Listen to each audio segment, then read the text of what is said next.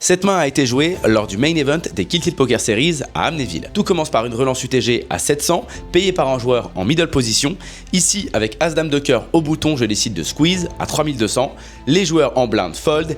Et là, étonnamment, le joueur UTG décide de me 4-bet. Le joueur en middle position fold. Et là, avec ma main, j'ai plusieurs possibilités. Contre un joueur très serré, je pourrais, sur ce type de field, trouver un fold dès le pré-flop, mais là, étant donné que j'ai été extrêmement actif, je m'attends à ce que mon adversaire ait quelques bluffs de temps en temps, et donc je décide de payer pour garder toutes les mains que je domine. On voit donc un flop, roi, valet, 7 avec 2 cœurs, le flop rêvé car j'ai un tirage carte flush royal s'il vous plaît. Mon adversaire va faire un tout petit continuation bet, environ un quart du pot. Ici on a plusieurs possibilités, on peut décider de relancer et on peut également profiter de notre position pour simplement payer, garder les mains qu'on domine dans la range de notre adversaire. C'est ce que je vais faire, je décide donc de payer.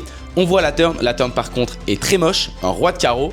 Mon adversaire va prendre quelques secondes et checker. Sur cette turn, nous avons la possibilité de miser. Alors certes, nous avons un très bon tirage. Cependant, lorsqu'on check, si on se fait check raise, ça va quand même être très problématique et nous allons devoir trouver un fold car notre adversaire possède des mains par exemple comme As-Roi et donc nous n'avons pas l'équité nécessaire malgré notre énorme tirage. Je check, on voit la river, une grosse blanque, le 7 de trèfle et là mon adversaire va décider de miser 11 000. Dans cette situation, il serait très facile de rendre nos cartes au croupier, de pester un peu car on avait un énorme tirage et qu'il n'est pas rentré. Cependant, si on réfléchit à la situation, notre adversaire a extrêmement peu de mains en value. Pourquoi? En effet, avec As-Roi, je suis à peu près persuadé que s'il avait checké la turn, il va miser beaucoup plus cher cette river. Il lui reste donc les combos de paire d'As en value et les combos de paire de dames qui potentiellement pourraient faire ce sizing.